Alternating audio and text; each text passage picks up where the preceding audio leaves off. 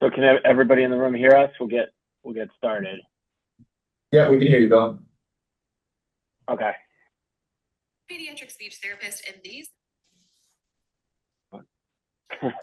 I'll call this meeting of the Westwood Finance and Warrant Commission to order on December 2nd. Allow Westwood Media Center to film and record the meeting. Is there anyone else that wishes to do so? No. So we will do the Pledge of Allegiance.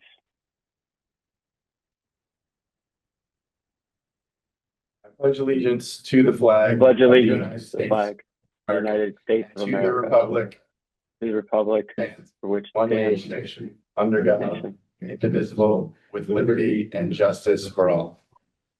for all.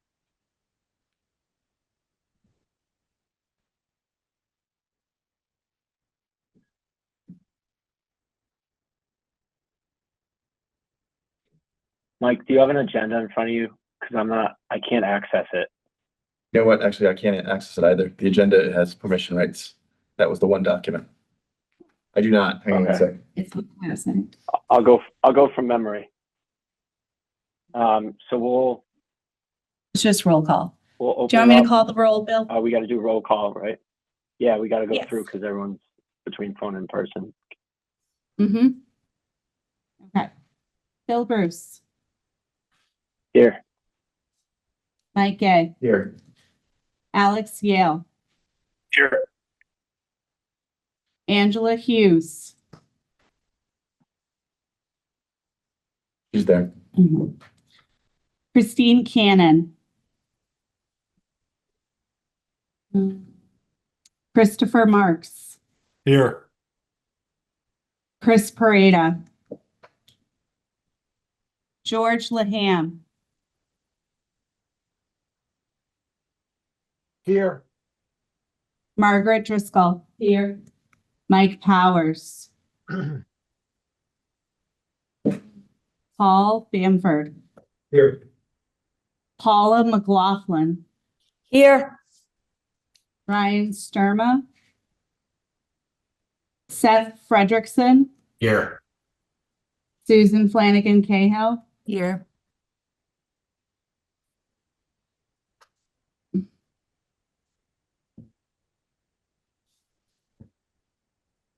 that everyone else? That's everyone. Now it's your chair's update and then public and press. I just got the agenda, so should be good now. Thank you. You're welcome. Not too much of an update from my standpoint. I know we canceled last month's meeting because we just didn't have content, so it didn't make sense to meet. Our next meeting will be in January, and then we start that every 2 weeks as we start getting into the warrant season. We'll continue to do hybrid or virtual in January and early February, obviously depending on weather. And then we'll go back to in person as we get to the public hearings and all that stuff in later February and March.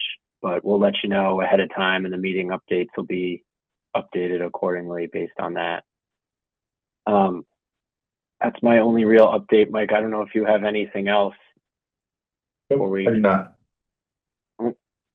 Okay. So we will open up for public comment. I don't think there's any public in the room based on the way I can see the room.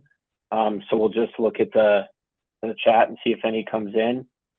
I don't know if Allison, a while since we've been hybrid, I don't know if we can promote people to speak if they ask a question, but anybody who wishes to have comment can have up to a minute to speak and let us know your thoughts. It is not Q&A, it is just comment.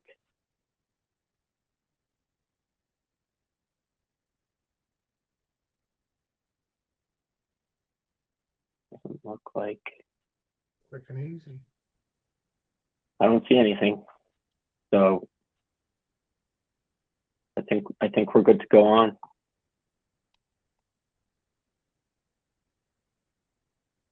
So I have a few presentations and discussions today, mostly focused around the schools. I thank you guys for being in the room there in person. Hopefully I'll be there in an hour, in person as well, depending on how long this goes. But first, we asked John Cummings to come, who's a member of the building committee on Pine Hill, to give an update on kind of the final state of Pine Hill after everything's complete now. And then from there, we will jump to Tim and Lemma to give an update from a school's perspective, and Maya's on as well from the school board. So John, I'll hand it to you in the room.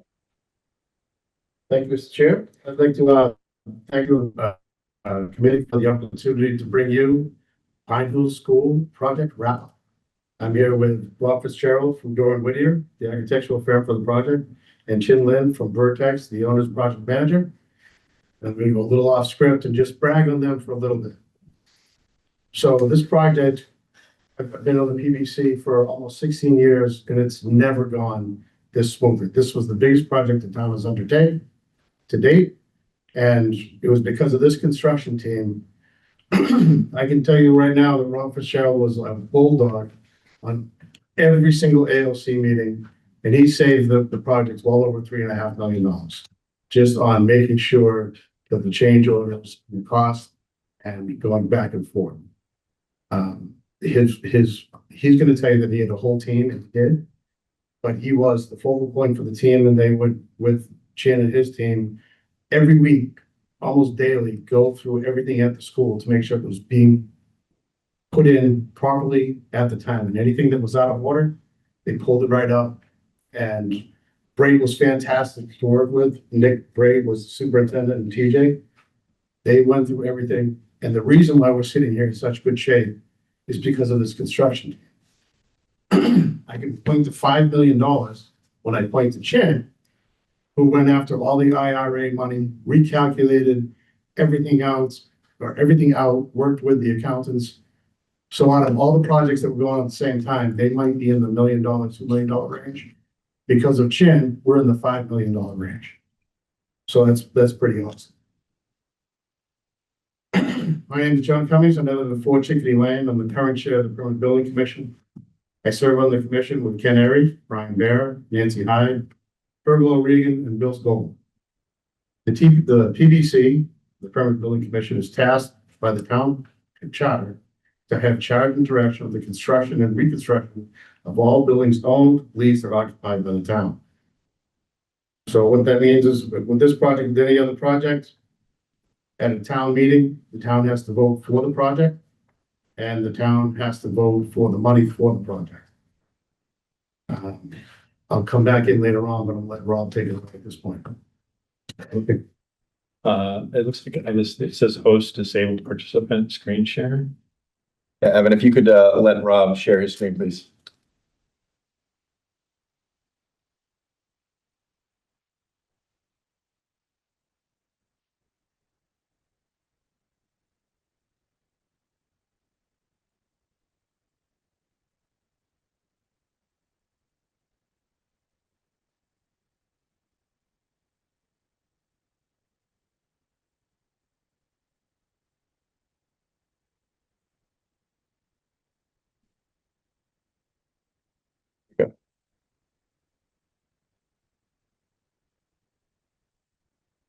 Thank you everyone for giving us a little time today. It's been about a little over a year and a half since the Pine Hill School opened, February 2024.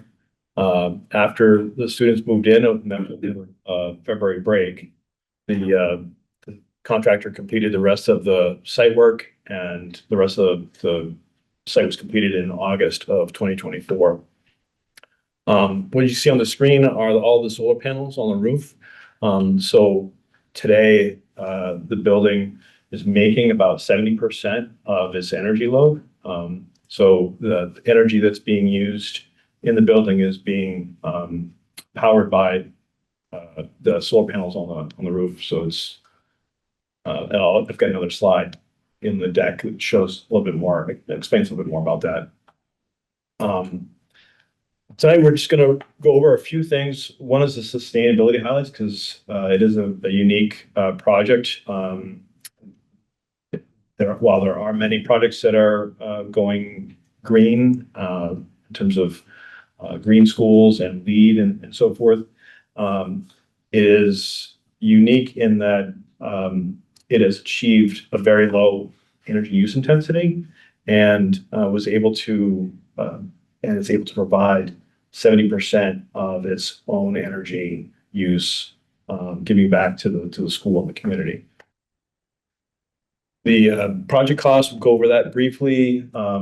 Project oversight, some of the good things that happened that led to the great outcome that we have with the school, ongoing operational savings, and then a few photos of the finished school that has made an impact on teaching and learning.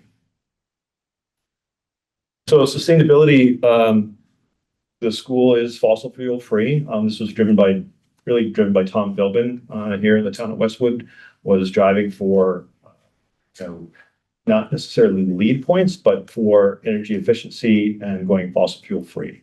Those were really the highlights that were kind of pressed upon us and then led the charge to having us drive to providing a highly sustainable building. So there's 6,500 foot deep geothermal wells. On the photo on the right, there's a well driller that's well driller, sorry, that is drilling one of those 6,500 foot deep wells. As I mentioned, about solar panels are approximately 70 to 75% of the energy needs. Energy use intensity is 23. The goal by mass save and DOER is below 25. And that's what also allowed the school to obtain a little over somewhere around $250,000 in incentives from DOER and mass save. It has been now certified gold green school by United States Green Building Council, which is a big achievement. It's version 4. So buildings that were done at an earlier version are much easier to achieve that. So as you can imagine, like building codes and other things, everything progressively gets more stringent and more difficult to achieve. So achieving gold at LEED version 4 is definitely a great achievement. We've got a highly efficient super insulated building envelope. It holds the temperature amazingly through the winter and keeps the building cooler in the summertime. And with the Conservation Commission and the Planning Board, they're really focusing on having native plantings and drought tolerant plantings. We've integrated quite a few of those throughout the project.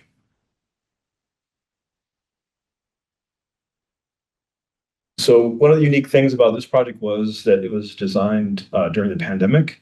And so one of the focus points was to really design a building that has an emphasis on indoor air quality.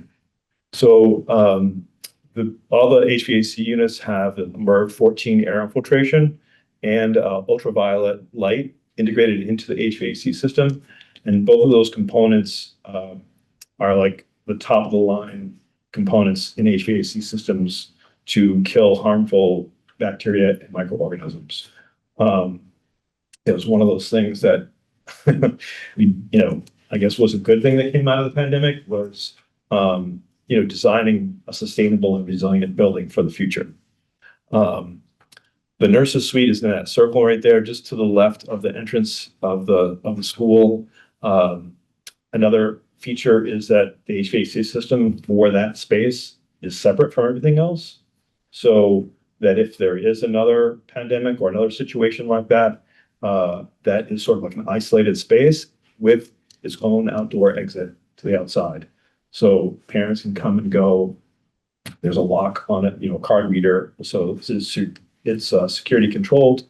But that was another element, wanting it to be close proximity to the front entrance with its own exterior door. A few other elements that was kind of unique to this project is the collaborative team approach John was alluding to. between the designer team, the owner team, and the contractor team. Sometimes you have projects that have unique chemistry, and this is one of those projects.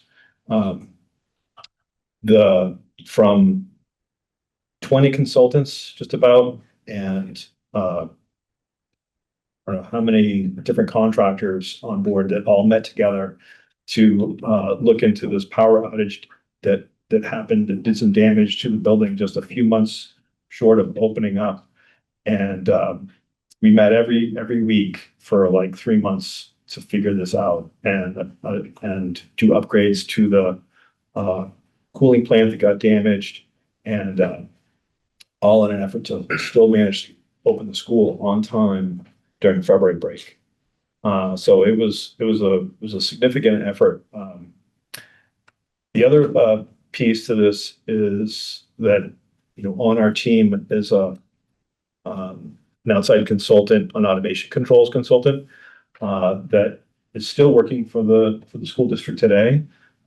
So they were brought on during design, and they were an integral part of our team during the design, looking over the controls and sequence of operations, which is more like a computer software programmer type of level that's different than like an engineering level, that kind of worked closely with the school district on their behalf to facilitate the successful operation of the HVAC system. So HVAC systems and building management systems today are incredibly complex. As you can imagine, everything is highly controlled in order for it to achieve that energy efficiency. And so we were able to get the building HVAC system up and running within months, not years, and operating smoothly and efficiently within months. Some schools take a couple of years to achieve that level. So a lot of good things came out of that collaboration and that team approach. So I'll let, I don't know if there's a way to move that. So I do want to point out, he's talking about two different things. We actually had a catastrophic failure of the HVAC system. In the middle of December, a transformer got taken out on Gay Street. They brought the power over from Norwood, which nobody in the right world would notice unless you have three-phase machines. So they were out of phase. So one machine failed, the next one started up. What happened over Christmas vacation? We came back January 2nd. It was dead. There was nothing. There was nothing on any shelves. But this team somehow got 14 compressors from Toronto down into the plant, fixed all the shredded machinery, replaced it with new machinery, and got it up and running for the February start. And we talked, what, every 3 or 4 days? Are you gonna make it? There's a small path, but this team really pulled it off. And then the second thing is, once it was up and running, they were able to put all the controls in place to bring down the usage and tweak the system so much that we're down to what, 23 EULs. So I'm just bragging, and maybe I'll explain it a little bit. All right, so for the Pine Hill School project, the school committee applied for and received a grant from the Mass School Building Association, also known as the MSBA. So at that point, the school committee formed a school building committee for the research, development, and design of the project. It had people from all over the town, a couple people from the PVC as well. Once the town voted on the project and the money, the Permanent Building Commission with the SBC oversaw the school project. In 2018, the town voted for a feasibility study for $1,750,000.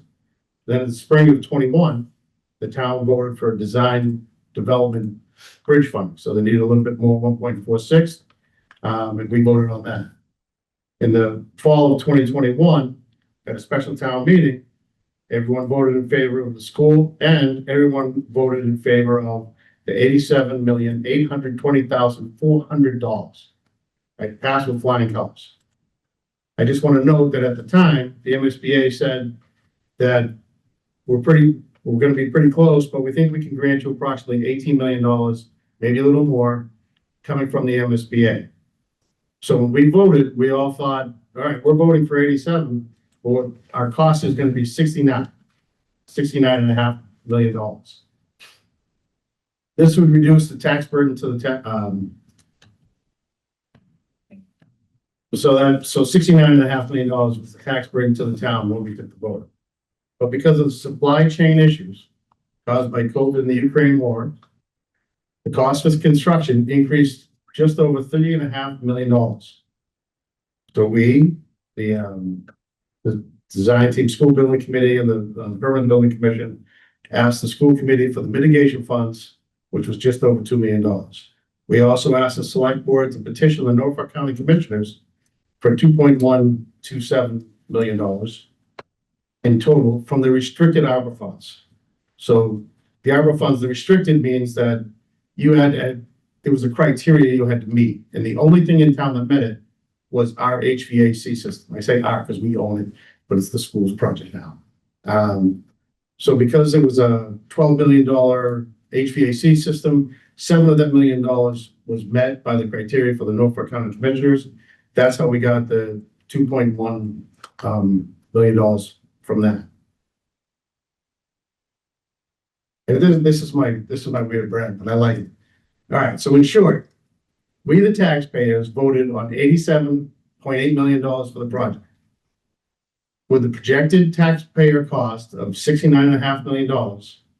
And I can tell you at the end of the full project, the actual tax burden to the taxpayers is $60,338,397.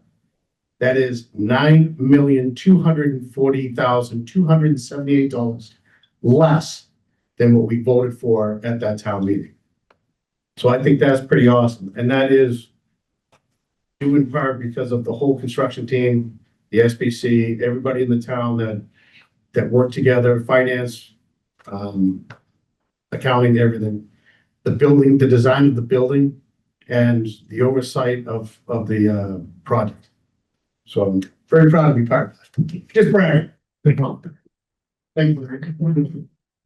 4.4 million overage and still coming in at 50 million. That's pretty amazing. Yes. Yeah. The total cost of the project was like $92 million. And we're gonna end up paying $60 million. And That's pretty awesome. we're also set up to have lower energy costs to sustain for a longer period of time. And PV Yeah. system. And I do want to say this, one of the fire station things, like, how come we always keep picking Dora and Whittier? How come we always keep picking Vertex? It's because they're awesome. These guys really did it. They've done it for every project that we've used them with. And this one was our biggest project, and we are gonna pay $9 million less as a tax burden to the taxpayers. I forgot the exact number, but I believe the incremental cost of going geothermal is maybe around 2 to 3 million. 2.7 million. But we wound up getting more money back Yes. by choosing that than what we paid. So it actually more than paid for itself. Yes. So it was a great decision. Because they were able to capture more of the HVAC system costs Exactly. associated with the geothermal rather than just the gym. Yeah, that's great. It's big. Yeah, George, my hand has a question. Yeah, I just, in my head, I'm just doing some quick math. So you came in about 15% under budget, but you had additional reimbursement of 3 million from the MSBA reimbursement. It was originally supposed to be 18 and went to 21. The other funding line items were effectively additional grants or ways to draw money. I understand that. I just don't, what is the University Station Fund again? That was $2 million, but I'm glad you asked because of the supply chain and the COVID issues, the MSBA, most of the projects that were going on at the same time were in peril. So the MSBA, which they've never done this before, did a second grant for all those projects that were in place. And we got $2.19 million More. extra, which brought us up to the $22 million from the MSBA grant from the 18 or 21 change. So they Went actually from cover 75% of your overage, right? If I'm looking at these numbers correctly, so you go from 87 to 91, their reimbursement goes from 18 To 21. which And- is, But that was, they've never done this in the history of the MSBA, is come up with a second grant. That grant money can't be used for the construction. It can only be used for, reducing the tax burden. So. But effectively, the university station fund, I still, maybe it's because I can't hear, but what is Oh, the sorry. university station fund? So there was That- mitigation money. There's Mitigation from university, Wait, 2,036,500 and something. I can't read the number because the picture's on. But George, that's- Maya, you that could was go- mitigation George. from- George, this is Maya. When University Station was built, the developer gave the school district about $2 million just as a fund in case the schools were burdened by the building of the apartments, and the potential of excess students attending the school district. So Yeah, we had that $2 million sort of for a rainy day.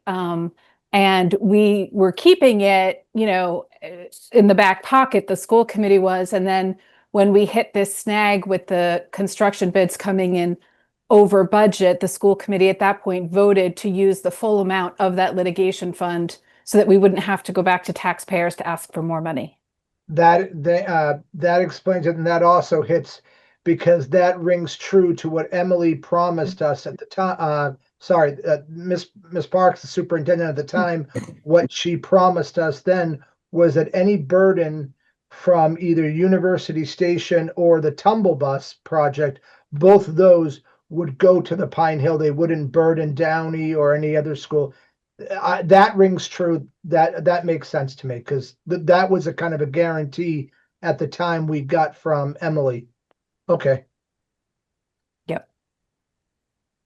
Thank you. Any other questions on this slide? Other question? Nope, no questions right now. Okay. So just, so a lot of people don't understand, I guess, sometimes they just think, oh, it's the architect. Behind us is an entire team of consultants and engineers, not only internally, but also outside consultants, that make up this project, and any project really, of this scale. And so, just wanted to highlight that, the breadth and scale of this project, so people have a little bit of an understanding. The project manual is 3 volumes, about 2,400 pages, includes everything that's on the site and in the building. 2 volumes of drawings of 3 foot by 4 foot are the drawing sizes, a little over 300 pages. It's 113,000 square foot building, with roughly about 18 acres of development. The 19-month construction from July 2022 to February 2024, and then the remaining site work from February to August. We held construction job meetings weekly, on-site weekly inspections, reviewing submittals, reviewing multi-payment requisitions and change orders. The photo down at the bottom there was our Pete, myself, and Steve Haskell were our primary guys on site every week, and missing Chin in the corner there with the it's behind the photos there, but just wanted to, again, the collaboration of the team working together. It was a big thing, and kind of a unique thing. In that lower photo on the right, John mentioned his name. Nick Brait is the site superintendent. There's John. George is a site guy on site every day from Vertex, and Pete, myself. And you can see from the photo that everyone, this attitude of working together and in my view of over 30 years of working in this industry, it's a unique thing when you have a product where everybody can work together and collaboratively. And so it was an exciting project to work on. In addition to that, having John at the job meetings every week is a huge thing also. And that John is a great benefit to the town of Westwood. Just participating and being there and listening on what's happening every week gave a lot of kind of cohesiveness, but also kind of held the contractor accountable as well, in addition to the OPM and the architect team. Attention to detail, thoughtful insight on potential issues. Chen was outstanding in the proactive planning, kind of working together to foresee things that are coming up and holding the contractor accountable. Just, I don't know, it was a great project. Looking back from in terms of the construction costs, the contractor came forward with about $3.25 million worth of proposed change orders. Through our due diligence and negotiation, we saved about $350,000 that we rejected or found savings on the project. You know, knowing that the project came in high, we were always with that mindset of, you know, what can we do? What can we do differently while still keeping the design intent? Where can we save some money? And so there's another $400,000 worth of change order savings that were credited to the project from different things that we were able to kind of do a little bit differently, but still have the project be successful in the design. So in the end result, it was about $2.5 million worth of total change orders. 1.8% of that, or 1.3 million, was, you know, we were able to take all the alternates. So we had a number of alternates because we didn't know how the bids were going to come in. And so later on in the project, we were able to buy those back. We got sod on the athletic fields, and then another $900,000 worth of different conditions, mostly ledge that was discovered on site. You know, we had accounted for some of that, but it's really difficult to know how much ledge you're gonna come across. And then you know, about 0.3% related to design issues, and then 0.03% on third party. Switching over to the solar panels and the energy efficiency of the building in current operation. So this is a graph from a consultant called the Green Engineer, where they did a study of 15 green schools that were done between 2014 and 2018. And so when you're doing an energy model of a building in the design phase, you have a predicted energy use intensity. What happens in reality, historically, from their study, was that all of those energy use intensities were much higher than what they were predicted. And so that trend is going up. On Pine Hill, our predicted EUI was to be under 25. And we achieved that within several months after opening. And between April of 2024 to February of 2025, we were able to achieve that 1 year of being below 25 EUI, and get the mass save incentive dollars that the school district was seeking. And so that was a huge thing, and to do it in such a short period of time. And then this is another example. So the line on the green line on the bottom is Pine Hill. The red line is another elementary school that was being constructed right around the same time as Pine Hill. And So you can see that how quickly we were able to achieve it and stay under the 25 EUI, the energy use intensity for that first year, whereas the other school took a lot longer and were not able to get down to that level until the very end. And, which resulted for our project in a significant savings over what the other school was paying in terms of energy use in the operations. There's the, Go ahead. so there's we just got a more recent slide on this very one.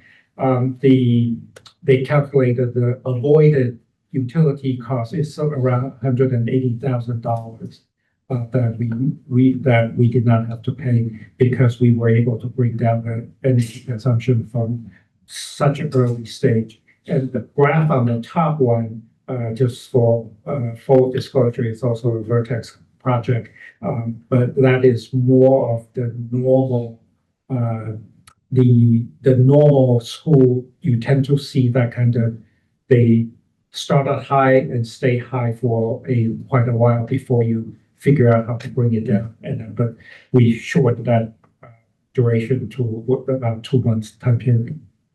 In fairness, you warned me many times that we would face the bit of a spike in the, cost. So we were anticipating that. It wasn't as bad as anticipated, but I also would say that it was, if you could see the volatility in the beginning of that curve for Pine Hill, it was fun sitting in on those meetings with Chin and IDS and like Rob and the other folks, because they were on the screen and it's a very sophisticated HVAC system. I mean, it's quite amazing. And they would, look at the data, figure out something was going on with the energy use, then dial into the specific HVAC unit that turned on and try to decipher why it turned on, what called that unit to turn on, and figure out how we could, turn it back and dial it back. And that was configured room by room, hallway by hallway.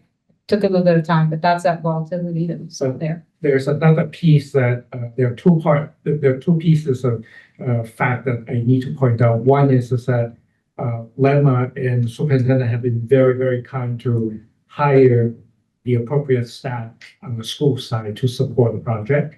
And then two is that with IDS's help and then all those intensive meetings, we got everything in the system fixed within the warranty time period. So there was never any issue. Whereas the other school, what they ended up having to do now is guilt trip them because the contractor basically says, it's out of my warranty period. I don't need to fix this if I don't want to. And then so this was much easier for the project as a whole. There was never an argument. It's like, oh yeah, we found out that this is wrong. One of them required them to go back and add in a valve, which was quite complicated because they had the drain system for the building and then add it in and then to put a bypass valve to make it work. And then none of that was any cost to the town because it's all under warranty. And then so that made life a lot easier. John had much less problem as an end result. This also puts us in a great position for a sustainable budget going forward, and the savings will continue to carry on. And so you'll be able to adjust and, and reflect the accurate costs. Yeah, so this slide shows the solar panels. So the light blue line at the top is the operational energy use intensity. And once you integrate in the solar panels is that black line. And so with the solar panels, it drops the energy use intensity down to 8 from 23. And so this was, this slide, I think, is February 25 to November 18th, 2025. So about 8 months or so, almost $80,000 worth of energy savings between money that's spent or sold to the grid or avoided. And the one thing I want to point out is that energy consumption curve is just almost dead flat. That means that the team and Lemma's team have been operating it just almost dead on, and there's no fluctuation anymore And in fact, that Tom Carey told us in the meeting that over 6 months, he did not get a single complaint about HVAC system for the building. And I think that's one of the best news anybody can wish for. And then just a few photos of the school. I don't know if everyone has been through there, but the idea, is this idea of transparency and looking to the outside, school in the woods. So wherever we could, we had these windows available for students to be able to see to the outside. These large openings between the classroom and the center sort of extended learning space. You can see directly out to the woods out there. Again, not only does this promote collaboration with other teachers, but it also allows for that flexibility again, that pandemic mind thinking of being able to spread out, students if we need to and extend out to an outside space. I'll just kind of go through this quickly. There's curtains so that these can be closed up, in a lockdown situation. But these pocket doors slide open. This is the extended learning area. Again, views to the outside in all directions.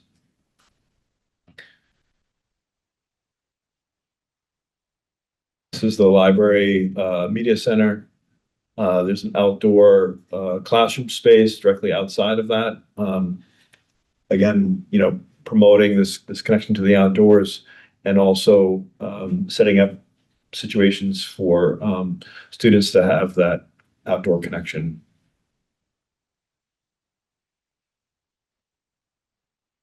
And then the gym is actually a high school size gym. This is one of those things that came about during the design phase, was that even though MSBA would only pay for a gym about half this size, the town, the school district was, hey, we're going to build a gym. Let's build a high school size one. We need more basketball space, more space for town events and other community events. And so this is a high school size gym. You can have 2 middle school games going on simultaneously as well.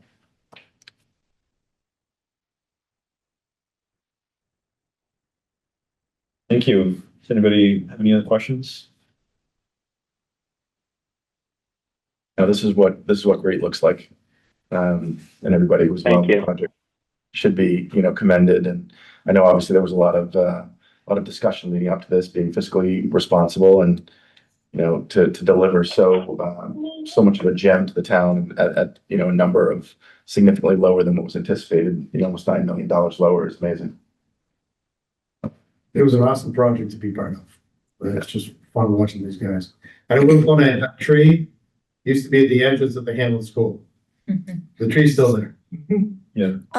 I have a question. It's kind of it's of an interest to me because of sustainability issue. But you mentioned that the solar panels generate about 75% of the, to cover about 75% of the energy. Is that year over the year, or is that during the school year? That's throughout the whole year, just on average. Including in the summer when they had the HVAC. On average over 12 months time period. And if I could just add our content, excuse me. I think a lot of people are answering. I'm sorry, I can't hear. So this is Tim, the superintendent. So 2 things. One is it's for the entire year, but 2, I think it's important to note that Pine Hill as a school is used year round. So our district special education extended school year program happens at Pine Hill during the summer months. So Pine Hill is not dormant during the summertime, continues to draw utilities as an operational school building during July and August. And thank you. And is the fact that it's doing that, was that part of the decision to put solar panels up at the high school? They were there. So the high school had the solar pan before Pine Hill was built. It was supposed to be PV ready, but we were able to put PV system, solar panels on top of the school. And do we anticipate doing more of those? The schools, the roof's maxed out. No, I mean in other schools. It's Tom Philbin, and he's been doing that. Most of the schools have something. I would say we have them at several buildings. We've explored, I think, the full footprint of possible spaces that we could have for rooftop panels right now. Short of maybe a roof replacement at a building. I mean, that, but otherwise, I think we've pretty much maxed out our opportunity. We have a solar canopy that was just erected at the high school, and that is not. I guess that's what I was referring to. Yep, the canopy at the high school is erected now, but it is not yet powered on, but we look forward to when that is possible. So should be in the next few months. Okay, thank you. Maya, did you have a comment? I was just going to provide a little more color about the sustainability efforts for Paula. Basically, you know, Tom Philbin had put together a townwide energy plan to try and generate as much energy as possible to get the town as close to 100% energy generation as he could. And in that plan was the solar canopies in the parking lot of the high school. It also looked at putting in solar canopies at the COA at the Council on Aging, which ultimately they were not able to do.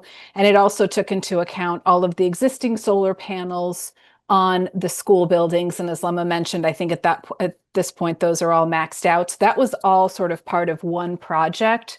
When we built Pine Hill, we built it to be solar panel ready, but it wasn't, we didn't have the budget to purchase the solar panels. That budget came in later in the project. It came from an outside source. It was not part of the construction project. So we were able to purchase those panels. And through those panels, as Rob mentioned, we got to about, you know, we're at about 75% of generation of building usage. In addition, we're getting RECs, which are environmental credits essentially for the generation of the power.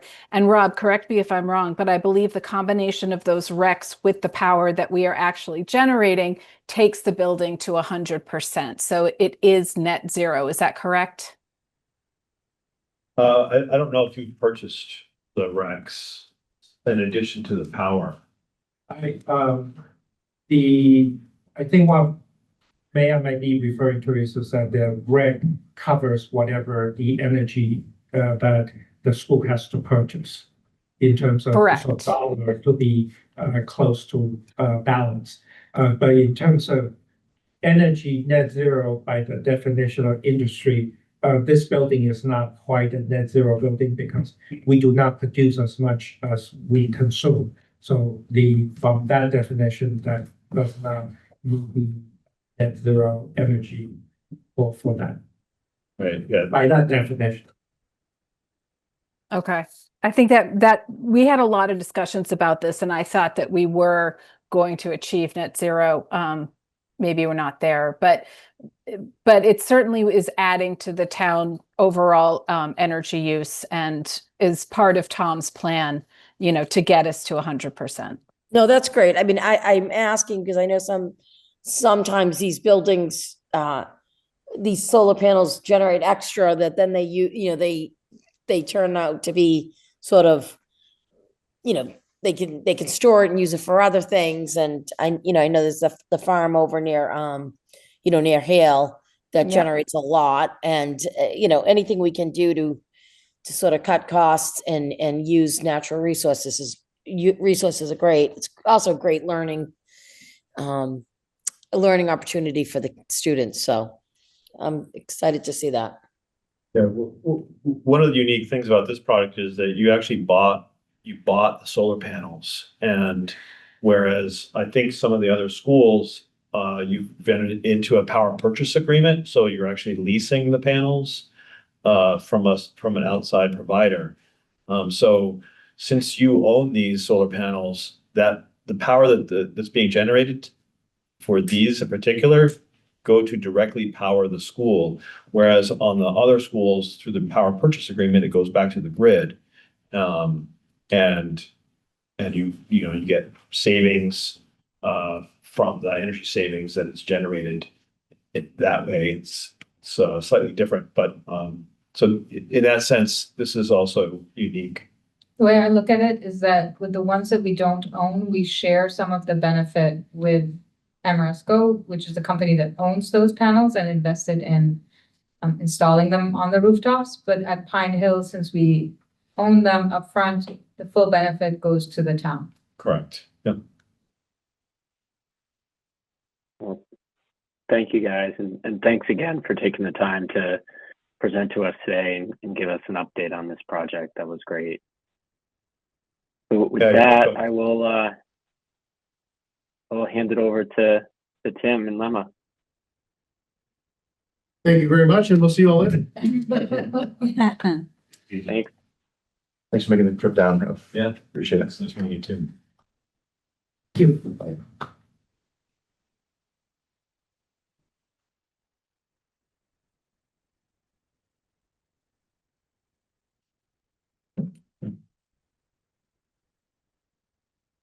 That's interesting. I'm trying to. There we go. I think we're good now. Yep, Sorry we about can see that. it. So I had a little bit of a challenge with the Zoom there for a second. So thank you all having to be here. So Tim Pavone, school superintendent. Wanted to provide an update. Obviously, we just talked about the Pine Hill project. Provide an update on where we are with our master facilities plan and the study of the work that we're doing on that front, knowing that, you know, Leva and I, along with Mayo or other members of the school committee, have been off doing our road show throughout the course of this fall. But this is one group we have not come before. That's a really important group. Obviously, we want to be here to share this. So my apologies to those of you that may have heard this presentation or some variation of this presentation previously. But I think we make it into a different kind of conversation in this as well. So there are way more slides that I'm going to do. It's like a 43 slide presentation. I'm not going to do 43 slides for all of you this evening, but I just want to provide some context here. So we began our work in the spring of 2024. We began developing the master plan. We have two key goals in that master plan. One is that we want to identify the capital improvement needs for all of our schools across the district, create a prioritized list of that work, identify the estimated costs. And the second goal is that we want to develop options for a long-range plan that address our district-wide educational and facilities needs, knowing there needs to be particular emphasis on both Thurston and Sheehan as the two buildings that we assume we're in greatest need. The study confirmed we're in greatest need and is currently a decision before the committee next week. I do just want to parenthetically make a comment before I move on here, because obviously we just talked about Pine Hill, and there may be the perception, hey, we just built a school. Why are we talking about building another school? Schools are designed to last about 60 years, I think, realistically. Houses may last longer, but you also don't have hundreds of children running through your house every day, right? The wear and tear of school, the way that education evolves. Generally, the lifespan of a school is about 60 years. We've got 6 schools in town. If you do the math, 60 years for each school, we've got 6 schools. That if everything were on a natural cycle, that's about every 10 years. And when we talk about a school construction project, you'll see in the timeline later, we're talking about an opening in around 2032, somewhere in that time frame, which is about 10 years after Pine Hill opened, right? So I just want to, they seem like they're coming on top of each other because of when things were built, particularly with the massive increase in the population of the town, sort of post World War II. As that happened, a lot of things were built around that time and they're aging at the same time. Although in some cases, we'll talk about one of these buildings was pre-World War II.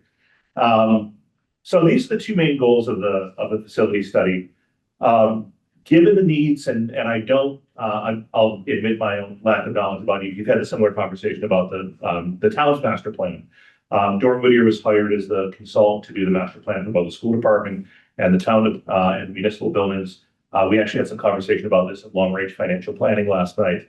And we want to make sure that we work together, knowing that ultimately there's one pot of money in the town. And so we want to be able to work in sync with one another. Our guiding principle in the work, and this is essentially the tagline of the MSBA 2, is that we want to identify the most educationally appropriate, cost-effective solutions for our school buildings so we can continue to provide a top-tier education for our students.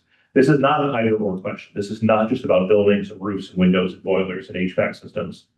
And it's not just about delivering the best education a building can offer. We need to do it in the context of being financially responsible and fiscally responsible. So it's got to be a both and, both educationally appropriate and cost-effective.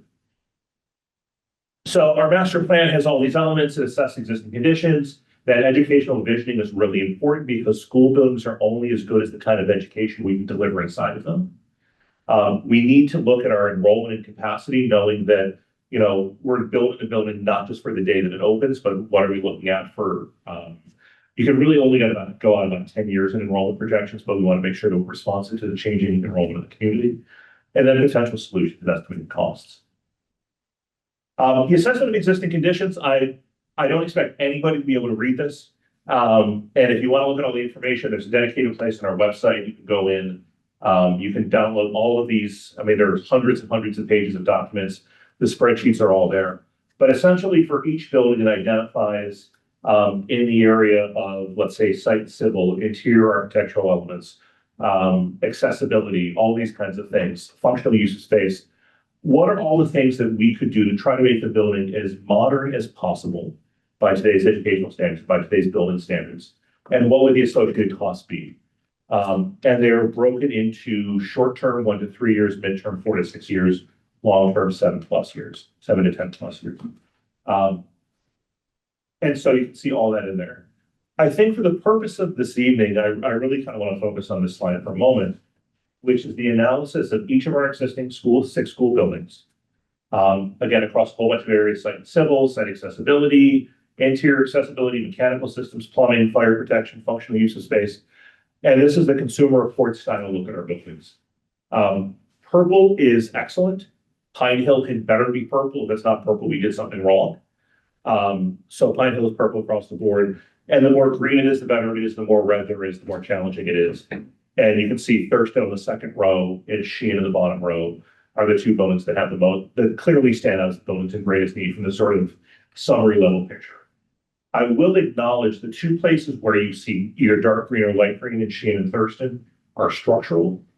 They are good old war horses of the building.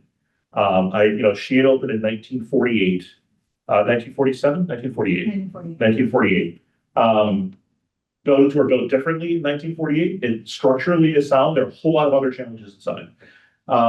Thurston, I affectionately refer to it as a Depression era building with an Eisenhower edition, Clinton wing, and a couple of modulars tacked on for good measure. It's a little bit of a Frankenstein of the building. It was built in the 30s, had much in the 50s, again in the 90s.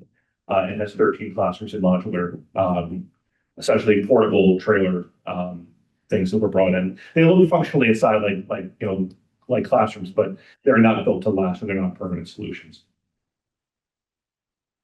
The study also looked at the educational use of the buildings, so really mapped out how are spaces inside of the buildings used, and then compared it to the current MSBA guidelines. So we are happy to have, John talked about the MSBA as a partner. And when we think about school construction projects, we want to make sure that we're making apples to apples comparison. So the guidelines they have talk about for each space in the building, what's the appropriate gross square footage you have in that space. And when we map our existing buildings onto that rubric, we produce these pie charts. Green is right size. Pine Hill was 100% green. Pine Hill should be 100% green.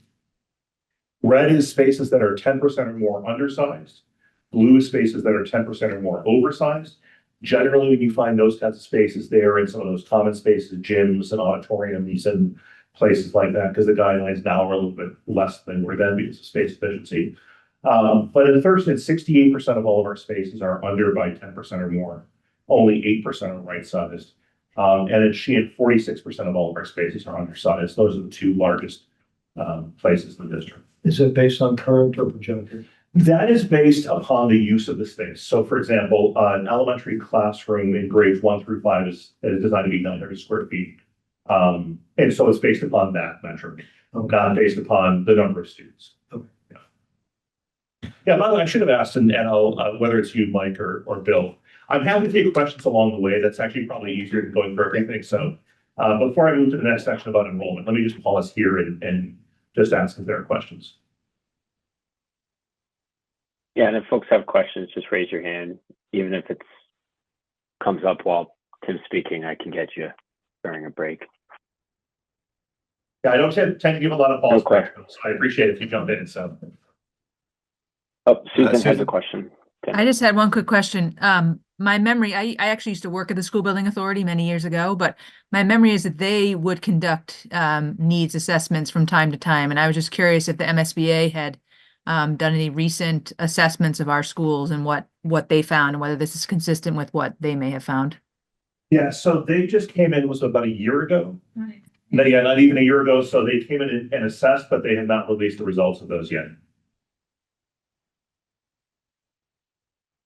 And that's not just a Westwood thing, that's like statewide, they're doing that work. Yeah. But I haven't seen anything published from that yet, because I'm assuming. They did a survey of schools statewide.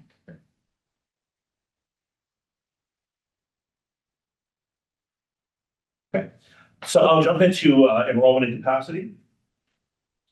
And so again, when we talk about enrollment capacity, we're using the MSBA guidelines for this, so we can again make an apples to apples comparison.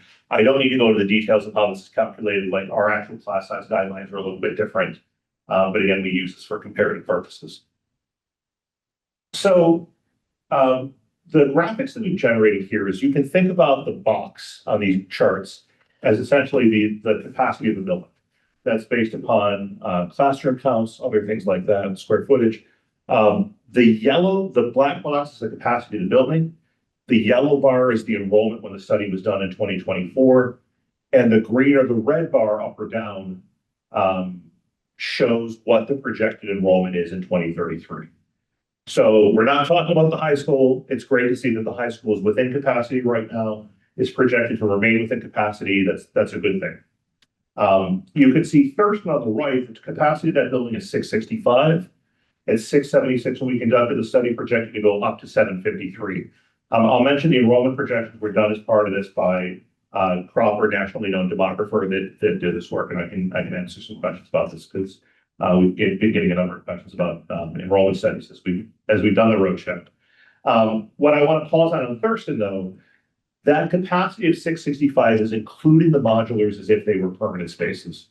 You'll see in a bar graph in a little bit, we exclude the modulars, which is what they're considered, particularly when you go to an MSBA project, that number shrinks dramatically. These are elementary schools, and for those that have not seen this before, this may seem counterintuitive. So right now we are within capacity.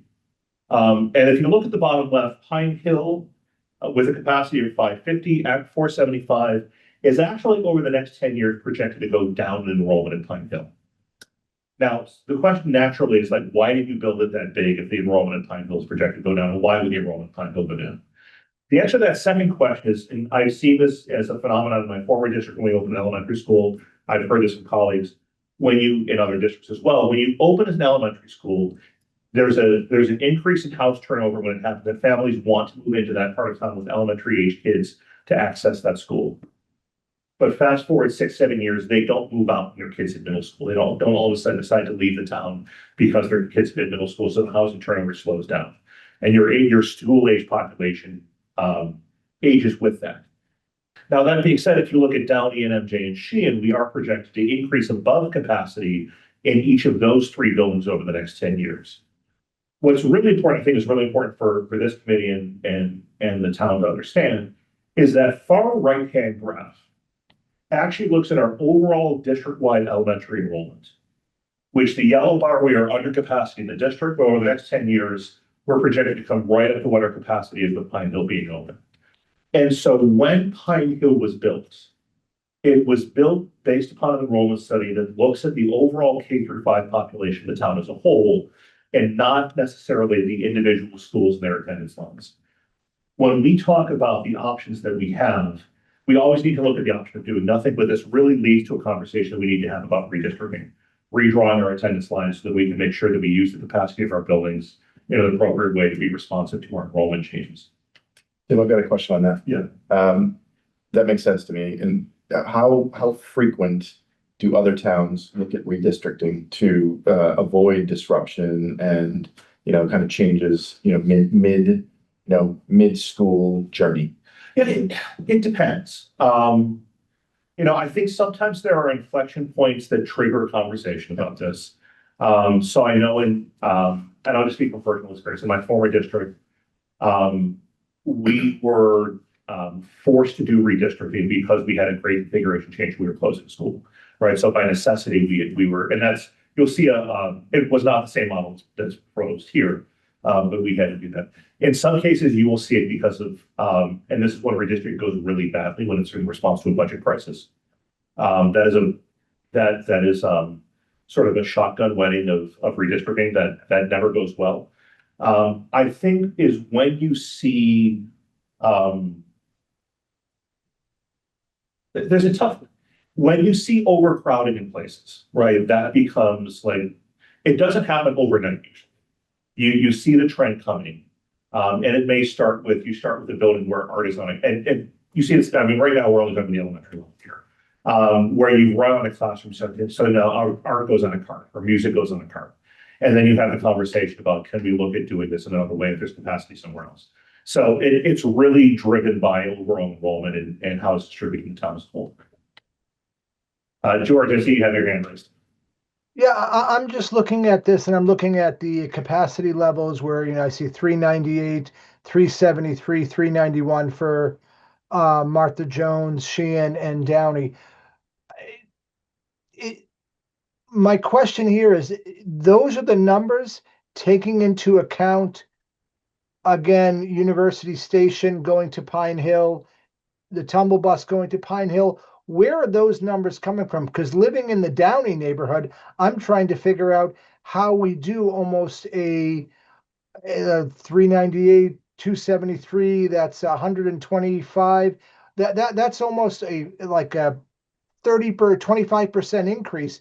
Where are those numbers coming from? That's my first question. And the second question is, what is the average classroom size here for the elementaries? But for the first question is, where, like, again, I live in the Downey school community. How are you getting 25% increase?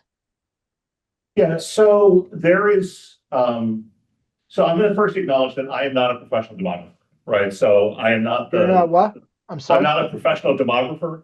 And you can, the study itself is linked in the facility study. You can find it there. I can send it to you independently, George. You can take a look at that. I know that I did look, for example, I have not looked closely at Downey, but I know I was asked this question at Sheehan when I was doing a PTO meeting there, and somebody had made the comment, like, Sheehan has never had this many students. And when I went back and looked at the numbers in 2014, Sheehan exactly had that number of students in 2014, or very similar to that number of students in 2014. So some of these things happen cyclically as students age. So I know, like, looking at this really quickly before we started, just a few years ago, Downey was at about 310, 320. That was there. I do want to make the comment about sort of 20, you keep saying Tumble Bus, I think it was 22 Everett because I'm wrong. It was Tumble Bus 10 years ago. I'm wrong. Yeah. I just want to make sure we're talking about the same thing, right? Yeah, just we to had the qualify, conversation. Tim, to qualify, you just said something. You said a few years ago, Downey was at 311. Is that what you just said? I believe that was the number, yeah. So, but you have to take into account that the WABA program has been removed from Downey and moved over to the Pine Hill. So that would decrease the number. So the number would be artificially inflated. I would just say, George, based on my memory of the meetings with the demographers, they did account for the movement of WABA. Okay, great. But the report, the report is published, so we should all probably look at it again, but that's what I recall. Yeah, I mean, what I just for full transparency and disclosure about this, we had the conversation in school committee a couple of weeks ago, knowing that, for example, right now, to your question about class sizes, the school committee guidelines for class size are 22 students in grades K through 3, 24 students, ideally not to exceed 22 students in grades K through 3, 24 students in grades 4 and 5. We have 2 places in the district right now where we are over those guidelines. One is grade 5 at Sheehan, one is grade 1 at Pine Hill. And the grade 5 at Sheehan one will kind of roll off as those students move out of Sheehan next year. We are currently at 4 classes at 24 at Pine Hill in grade 1, and there's not really a recourse to that because we have only 4 classrooms physically in the building per grade. I would say that everything else in the district is within those guidelines.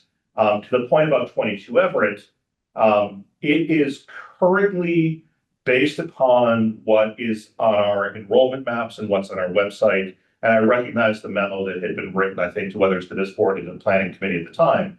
But it has continued to be zoned for Downey. We did have the conversation at school committee last week or the week before, particularly looking at the question of enrollment challenges. And I know I've talked with this committee before about kindergarten and really trying to be responsive to variable kindergarten registrations, about reintroducing the concept of buffer zones in multiple places in the town.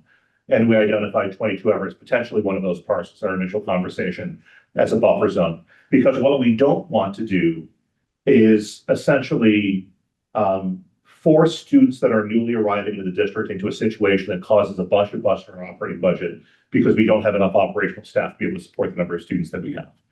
So we're trying to be flexible in multiple places in town around that. We don't have a plan for that yet because we just had that conversation 2 weeks ago, but I would anticipate we'll talk about that as part of our operating budget presentation when we're here in the spring. I just want to, when you say buffer zone, you know, and I'm going to focus because it seems like on a University Station, and what is the new name for Tumble? 22 Everett or something? 22 Everett, yeah.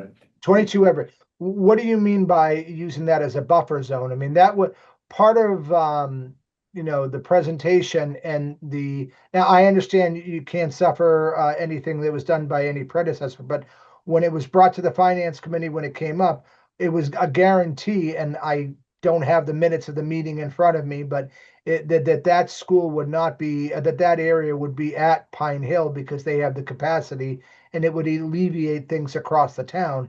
Downey would not bear the burden. When you say buffer zone, what do you mean? So what I mean is that new students coming into the district, whether they're in kindergarten or move-ins in grades 1 through 5, could be assigned to one of 2 different schools, depending upon where the capacity was. So to the point about Pine Hill and Downey, right now, the class sizes in grades 4 and 5 are higher in Downey than they are in Pine Hill. The class sizes in grades K through 3 are lower in Downey than they are in Pine Hill. Effectively, but that's going to be cyclical, won't it? It will be. And the idea of a buffer zone is that you can make those decisions on an annual basis based upon where the needs are. But you don't want to you don't want to have maybe I'm misinterpreting it, but you don't want to have a kid start at Downey and then switch over to Pine Hill. Yeah, no, not by the individual student. And once an individual student is assigned to a school, they would remain at that school. Yeah, you want to make it their home. Absolutely, right. But what I'm saying is that students in the same neighborhood or a relatively proximate geographic location, some students when they come into kindergarten may go to school A, some students when they come into kindergarten may go to school B. I think we see this as a stopgap measure until we can get to a larger scale redistricting for the community as a whole, which I'll talk about as we get further on in the presentation. Because I share George's concerns about the enrollment, because as I look at it, I mean, there is a mass site which shows, and it breaks it out by every school district in the state, by school as well. And it doesn't seem to jive with the numbers here. But rather than getting into the specific numbers, and it's easy to look at Thurston, it's easy to look at the high school. Yeah. The rest of it, you know, with the fact that Sheehan or Deerfield's gone away, it gets a little bit tougher. But more from the standpoint of, and I know that you mentioned in one of your earlier meetings that you'll look at the enrollment again. Yeah, absolutely. I've also seen from 2019 when they sent the note to, you know, the previous select board, the MSBA did their projection. It turns out it's way off as you look at now, 6 or 7 years later. Would that, and you're going to do another enrollment as once you get into the feasibility, right? Does that impact your decision now as you think about Thurston versus Sheehan School and what you go after? Yes. From that standpoint. So just to clarify for those that may not be as far along as following this as you are, right? So if we are accepted into the MSBA pipeline for a project, the MSBA, as part of the feasibility study, will conduct its own independent enrollment projection, right, with its own consultant that would then be used to identify the design enrollment for an identified project. And I think the bar graph you see on the right here is an indication that from a K through 5 perspective, the enrollment study that was done by the MSBA and the design enrollment for Pine Hill is actually on target, at least right now. Again, because they look at the overall town enrollment, not school by school. The question about does it inform the immediate decision about Sheehan versus Thurston? I mean, Megan, I don't know if you want to opine on here because I'm not the one who makes the decision. It's the school committee that does. But I don't think that in and of itself is the driving factor on identifying which building is the priority for the statement of interest. It's just a part of it, but Yeah, I think it's a part of it. I think that is way more informative in the next phase for the second decision point that we'll talk about a little bit later, which is around sort of what path do we head down, whether it's a grade configuration question or whether it's all those things. I think it's more informative for that second part of the process than the first. okay.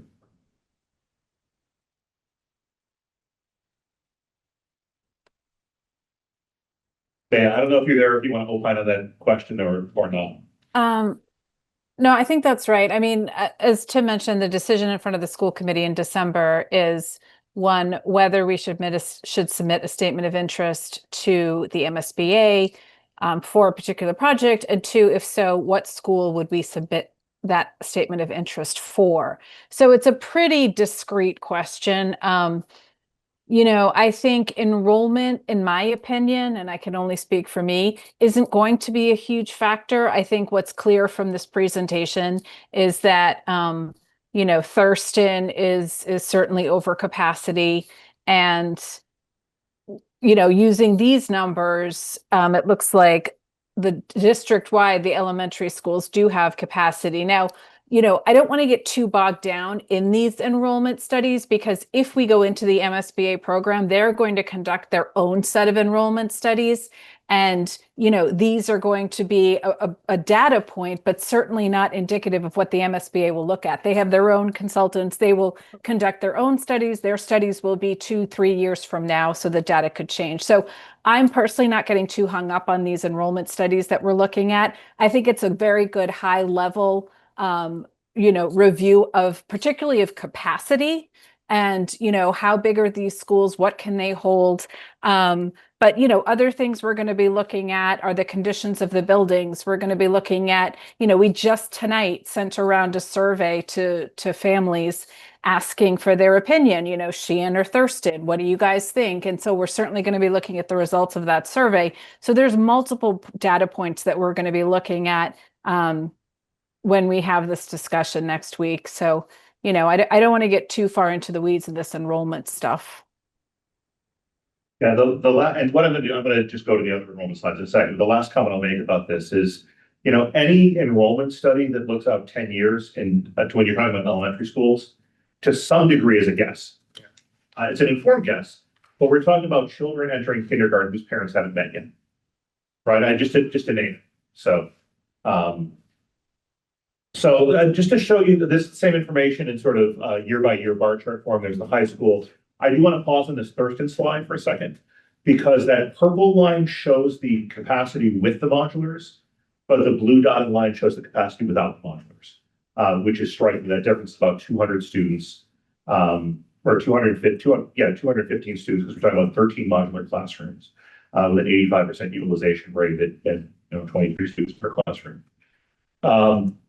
And then again, here's the elementary schools with the overall district enrollment looking forward there. We've already kind of gotten a little bit into the potential solution, so but I'm happy to dig into this a little bit more here. So there are actually, Allison, do you mind minimizing the? Please, thank you. The study identified 6 potential long-term solutions. And the first of these is status quo, because you always need to look at what's the cost of doing nothing. What's the cost of continued capital improvements and maintenance only? And down at the bottom, you can see, does this address our needs on classroom count, program space, et cetera? So option 1 is status quo, is doing nothing. Option 2 is essentially status quo, but we're going to address the capacity issues at Thurston, Downey, MJ, and Sheehan by adding more modulars into the district. By the way, these are not all, I think, equally valid solutions, but we want to, I believe in exploring the universe of possibilities, so we put them up there. Option 3 is the idea of prioritizing Thurston and building a new 6th grade middle school on the Thurston site.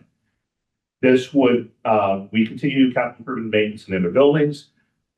This option 3 would require modulars to address the enrollment issues at the elementary level, but we would build a new 6 to 8 Thurston. I'm actually going to jump to option 5 with the recognition that we probably should have made option 3, option 4, but option 5 is the same as option 3, which is building a new middle school, but redistricting the elementaries to address the capacity issues. So in option 3 or option 5, you address the capacity issue, you address the middle school issue, you address the middle school program space quality issue, but you haven't, the red X there is the elementary space program issues that Sheehan still exist. Option 4 is you prioritize a new elementary school. This is identified, it's actually from a long-term perspective, the initial review of the consultants says that it's a better option to look at actually consolidating MJ and Sheehan into one elementary school. But in the feasibility phase, if Sheehan were identified as the primary project, we would need to look at a standalone Sheehan versus an MJ Sheehan consolidation. This doesn't presuppose an answer to that question. Both of those would be on the table in option 4. But in option 4, you prioritize an elementary school and you have to add modulars at Thurston and potentially Downey, unless you redistricted to address the capacity needs there. Option 6 is the most changey option by far, but it is the one that addresses both Thurston and Sheehan simultaneously. So in option 6, you build a new school on the Thurston site, but you locate grades 5 through 8 at the Thurston site, either in one sort of consolidated 5 through 8 middle school model, or you could do a co-located 5-6 upper elementary school and 7-8 middle school that uses shared spaces like a shared gymnasium, shared cafeteria, shared auditorium or whatever it is, that share some common spaces that are used at less frequent times during the day. In that scenario, you're building a new 5 through 8 building at the Thurston site. That would then allow Sheehan to be closed and repurposed for other uses within the community, whether it's the building or the site itself. And the students in K through 4 at Sheehan would be redistricted to the other elementary schools in town, which now have that capacity because the grade 5 students have been removed and sent to the new building at Thurston. So again, I want to recognize like this has the most amount of change, but it's the one option that addresses both Thurston and Sheehan simultaneously. If you're redistricting, all the kids from Sheehan, are they going to get spread evenly over all the 4 schools? Yeah, we don't have an answer to those questions yet. I would be hard pressed to think of a scenario where it would make sense geographically to send any student that's at Sheehan to Downey, for example. Right. They're in like the catchment areas are geographically in different parts of the town. But I would also imagine that we're not in that scenario, we're not just moving Sheehan students, that there might be some level of sort of cascading. There might be a neighborhood, for example, that moves from Sheehan to MJ, and a neighborhood that moves from MJ to Pine Hill, and a neighborhood that moves from Pine Hill to Downey, for example. Because we would need to a process in that case. And it's actually one of the things we talk about in the FAQ document. The school committee has not had a formal conversation about what this would look like yet. But I'm having like PTSD from when we redistricted all the K through 2s and merged Downey Hanlon. And, I'm sure I'm the only one on here with kids that age, but it was a nightmare. And people really, they get very territorial. I bought a house in this district because I thought I was going to Pine Hill or, whatever. Oh, you're not the only person that was that age. I went to the schools in Westwood where Downey, Pine Hill was K1, 2, Downey was 3, 4, 5. I was there.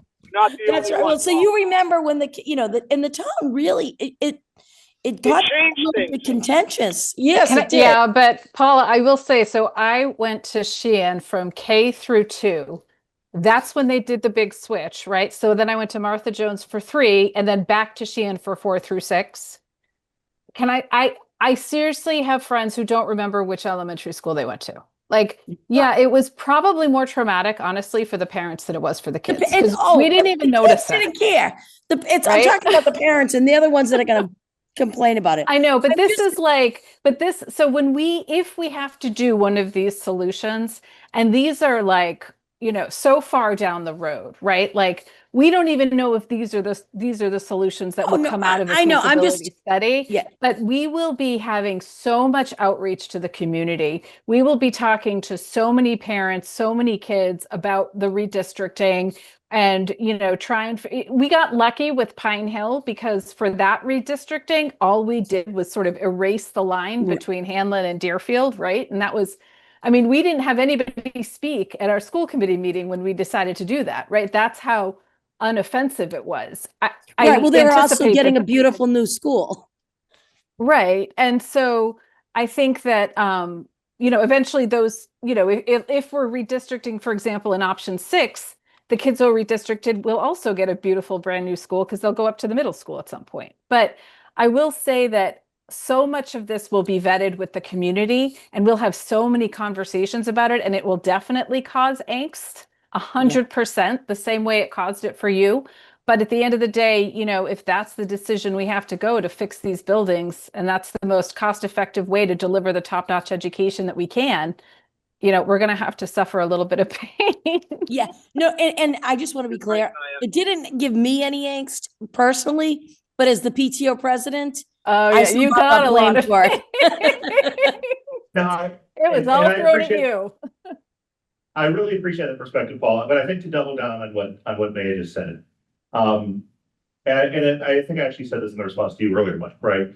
Is when you are doing redistricting because you have a crisis, that is way more challenging than when you can do it in a really thoughtful process because you are actually doing something that improves the overall educational experience for the town as a whole. And you have time, right? So having done this in my former district, when I think about the process we went through because we were closing a school and as part of building, in that scenario, we were closing an elementary school and we were opening a high school.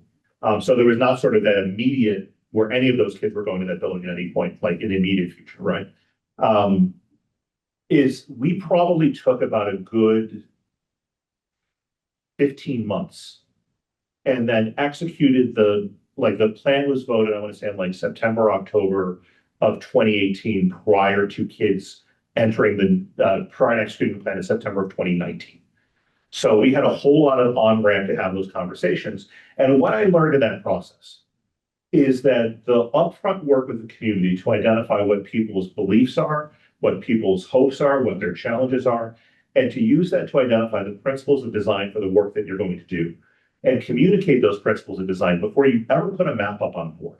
Because the second you put a map up on the board, people are going to see that they're impacted and raise holy, you know what, or they're going to say, I'm not impacted and I can tune out of the process. And so all you're left with are people that are unhappy. And so you want to make sure that you identify those principles of design first, really communicate that, get buy-in for that, and then present multiple options and then weigh those against how they meet your principles of design. So I would anticipate we go through some sort of similar process like that if we do go through redistricting. But scenario 6, we're adding 5th graders to a middle school. So would there be some sort of separation? Would they be concerned with 5th graders being with 8th graders? Yeah, so that's what I talk about. Like, there's a couple of different ways of doing it. One is you could do sort of one larger 5-8 building, and the other one is you could do a 5-6, essentially an attached 5-6 building and a 7-8 building and share some spaces in the middle. The 5 to 8 middle school model is not an uncommon model. Say probably the closest district to us that uses it is Natick. They got 2 5-8 schools about the size that we've been looking at. There's a number of these across the state. I think what would be really important for us, if that were the path that we're going on, would be to visit a lot of these schools, learn from their experiences, learn what works, learn what doesn't work, and then use that to help inform how we design that process going forward.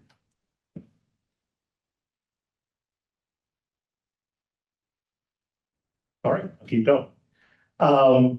I'm not going to belabor this point because I don't think anybody necessarily thinks these are great ideas, but I just want to show where the modulars would be if we had to put modulars on the existing buildings.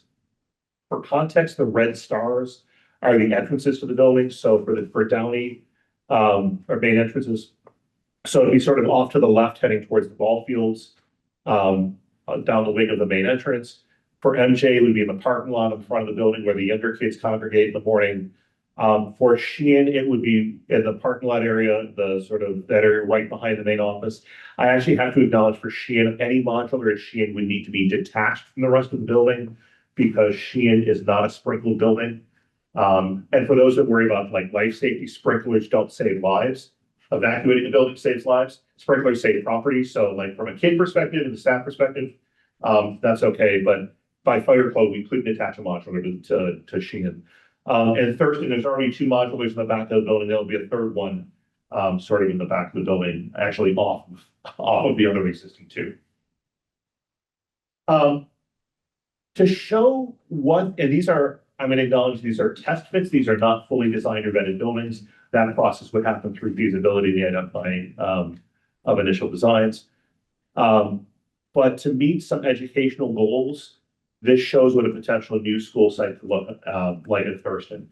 The left side of this, underneath the green shape and the gray shape, you can see the outline of the existing building there. You can see Manhattan down the bottom. That building is essentially built over where the baseball field is right now. Behind the COA. The COA is the bottom part of that picture right there in the bottom right-hand corner. The green area on the top would be where the ball field would be replicated. You could potentially, you might have to share the outfield of the baseball field with the soccer field that's there. And it would actually be nice to have adequate parking on the site of Thurston, which we clearly do not right now. But it shows you where parking would be. It's a natural thing to look at this picture and say, there is so much space up at the top of that picture. Why couldn't you build up there? Unfortunately, there's a gas easement that runs right through that site. It's the same easement that caused challenges with the solar canopy project at the high school. So we really can't build on the, I always forget what direction it is. But on the top of the picture, we can't build on that part of the site. You could do either 6 through 8 or 5 through 8 as a test fit. With this test fit design, 6 through 8 would be 3 stories, 5 through 8, you'd have to go to 4 stories, but that would all be vetted out through feasibility about other ways to deliver that. But it was just, can you fill a building of that size on the existing site? For Sheehan or combined Sheehan MJ, and I'll fully acknowledge the test fit here, that is the Pine Hill design, just showing it on the Sheehan MJ site. That could be built where the ball fields are, closer to Buckmaster Pond, replacing the ball fields in the green part of the site, building parking in.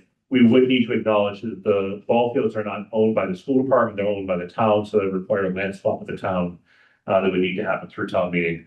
But again, a test fit could fit on the existing site there. So now the wonderful question about estimated costs. And there's no great way to sugarcoat what's here. And other than to acknowledge that when we talk about the capital improvement costs, that the CIP list essentially identified how much would it cost to make these buildings as new as possible right now. That's like top of the line HVAC upgrades with the top energy efficiency. And I'm going to acknowledge before I put the numbers on the screen, we do not have enough money to do everything that is on the CIP list.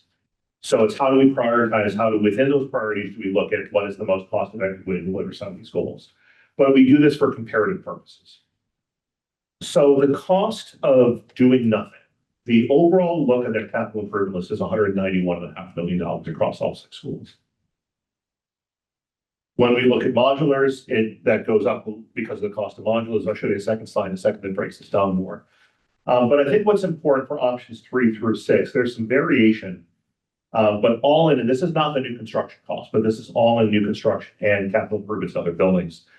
They're in the same ballpark of plus or minus $300 million. What's important on this next slide, though, and we've kind of pulled out what those new school construction numbers are there. And again, these are not fully designed buildings. These are rough order of magnitude estimates based upon design enrollment projections for that. But you can see that top line of the capital improvement and maintenance, the more new school you build, the less old school you have to repair, which is why options 3 through 6 all wind up in a relatively similar ballpark, all in cost across the board. And then on this slide, we show here, like Thurston itself has about a $74 million CIP list. When we looked at that, MJ and Sheehan combined is about $55 million relative to the cost of the new buildings on the right. I also want to acknowledge the challenges we have with triggers by code is that we trigger neither Thurston nor Sheehan is handicap accessible. So Thurston gets triggered at $2.9 million a year, $8.7 million of work over a 3-year period. Sheehan, that number is smaller because the assessed value of Sheehan is smaller, it's 1.2 million per year or 4.7 over a 3-year period. And a little bit more than that would also trigger the fire protection triggers. So if you hit those triggers, you then have to address those issues as well, which escalates those costs of what you need to do dramatically. So let me pause here for a second before I talk about key decisions and timelines. See if there are any questions here. Question, and Mike, maybe this is for you, just in terms of the capital improvement, that obviously over years, that would be part of the regular operating budget? Or is that going to require a debt exclusion? So there's two different sources, right? So, I mean, I can talk about this, and then you guys can talk from your perspective. So, you know, there's our base capital that we have in the operating budget every year. So that's roughly, I don't want to say a number because we'd like it to be more, and we're kind of going back and forth on that right now. But last year was what, roughly 1.2 billion or so? Yeah. And that is not just dedicated to this, but that's also dedicated to things like technology and FF&E, things like that. That's all part of the base capital cost. There are other things that don't fit within base capital and become separate warrant articles at town meeting, whether they're free cash articles or whether they're borrowing articles. So an example of a free cash article, and I want to take this moment too to recognize whatever plan we go with, there is still a generation of kids coming through those buildings. We don't want to make sure that they're in safe and secure environments. So an example of that is at last year's town meeting, we asked for funding for an electrical panel replacement at Sheehan, because that panel was original to the building in 1948. No longer, they literally, you can't find parts. Yeah. And if there was a failure like that as a serious issue in that building. So that was a free cash article. The high school roof was a borrowing article, right? So the example of the high school roof project 2 years ago at town meeting was a borrowing article, right? So there's a mixture of base capital operating, free cash through town meeting, borrowing articles through town meeting, recognizing, because we talked about this long range financial planning last night, like the ability to do borrowing within the operating budget outside of the debt exclusion vote is limited as a town right now. Yeah. And Stephanie McManus could talk about it way better than I can, but I'm just parroting kind of what she said last night. High level, we're not doing any of these without an override, basically. I mean, unless they can be done smaller projects and free cash. Smaller projects, free cash, but you know, even the, you know, the 191 million for, you know, as you said, we don't have the money to be able to do even to do nothing. Yeah. Yeah. Okay. Helpful. Yeah, thanks. Seth had a question. Yeah, and sorry, this is mentioned, I just trying to follow the numbers here, but the middle line here for the MJ/Marthasville/Sheehan, the 132 million, that's for both or one or the other? Yeah, that would be for combined MJ Sheehan. One combined elementary school to do the capacity for both of those buildings. Got it. Correct, yeah. Okay. Yeah, okay. what I would say is if you were to ask the question, how much would a standalone Sheehan be? It would be definitely more than half of that number, because even though you might have half the number of kids, there are costs of doing it. Like the site work is you know, you're not having the site work if you have the number of students. So yeah, sure. Okay.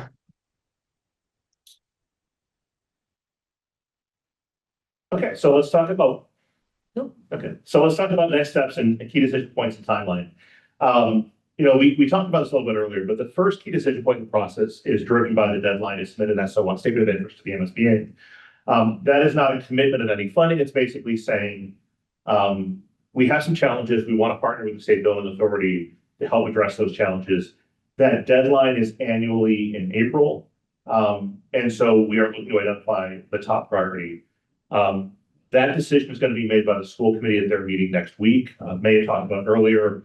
Earlier today, we put out to our families, and I think if it's not on social media yet, it will be shortly.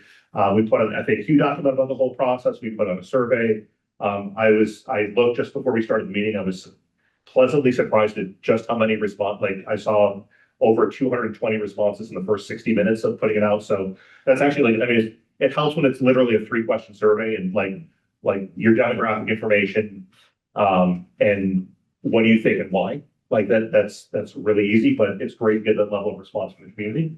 And so school committee will make that decision next week. That allows us to write the statement of interest, which then needs to be approved by both the school committee and the select board to submit to the MSBA in April of 2026. If we are accepted into the pipeline with the MSBA, And those decisions are generally made in December. So December of 2026.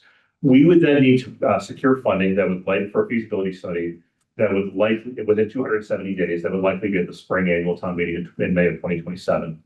And in that feasibility study, the key features would be looking at new construction, renovation, repair. We'd be looking at size, enrollment, grade configuration, location. And so if I go back to these options, right, if Thurston is identified as the priority project, 1, 2, 3, 5, and 6 are all still on the table. If Sheehan is identified as the priority project, 1, 2, and 4 are on the table. So that's kind of the decision, as well as any other iterations that aren't on this chart yet. But that is kind of at least kind of helps guide some of the context of these options relative to the current decision.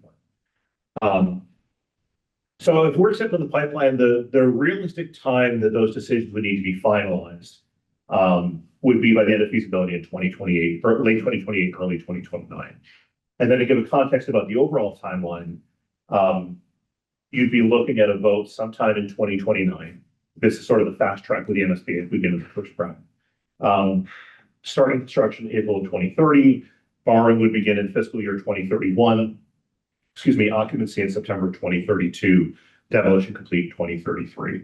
And again, just put this in a chart for a bullet list form here. Just kind of shows what this would be. Again, contingent upon being accepted in the MSBA and the timeline being proximate. I will acknowledge we've gotten some questions about, can this timeline be accelerated?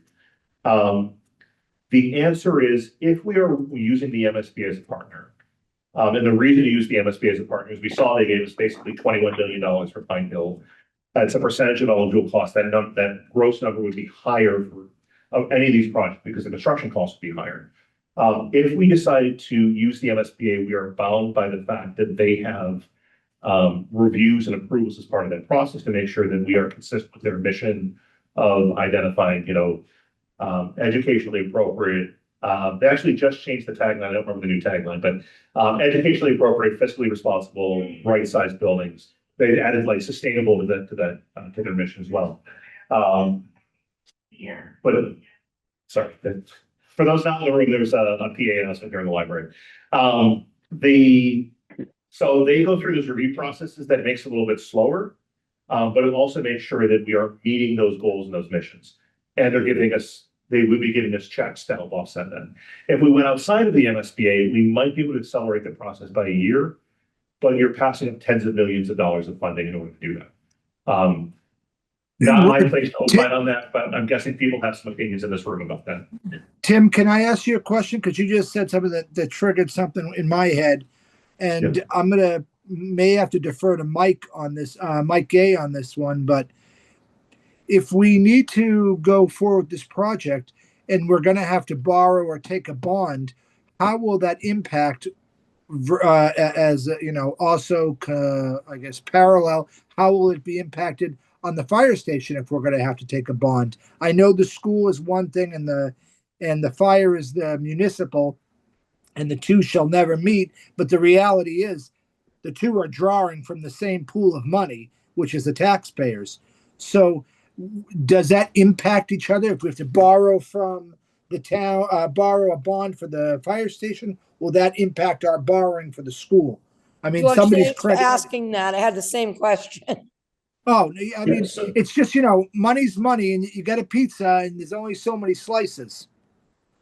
Yeah, so I will do what I can to answer the technical part of that, just from our conversation with Stephanie, but I'm not going to touch the political part of that because that's not my job. I understand. Yeah, and so what I can say is, and I may be getting the terminology wrong here, but there's difference between exempt debt, non-exempt debt. And so a school borrowing project falls in a category that would not limit the town's ability to independently borrow for the fire station. The question of whether or not there is will among the town to do both is a different question. No, I wasn't asking about that. No, I was see Mike shaking his head, so. You're accurate. I mean, the concept of a pie or, pizza pie is only so much.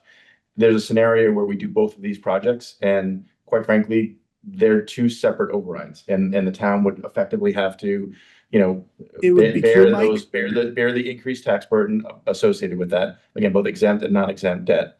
But, Stephanie can talk us through that. One of the things that Tim mentioned earlier, which is the reality, is not only were the schools effectively built around the same time, some pre-World War II, some most just after, but many of the other town buildings were built at that same time, i.e. the fire station. And so, unfortunately, we're in a really tough spot. And we have a long range financial planning committee. We've got other things that kind of look at the overall burden of the town. These are things we're going to have to tackle, maybe not this FinCom this year, but in coming years. You answered the question, we can take that. Tim.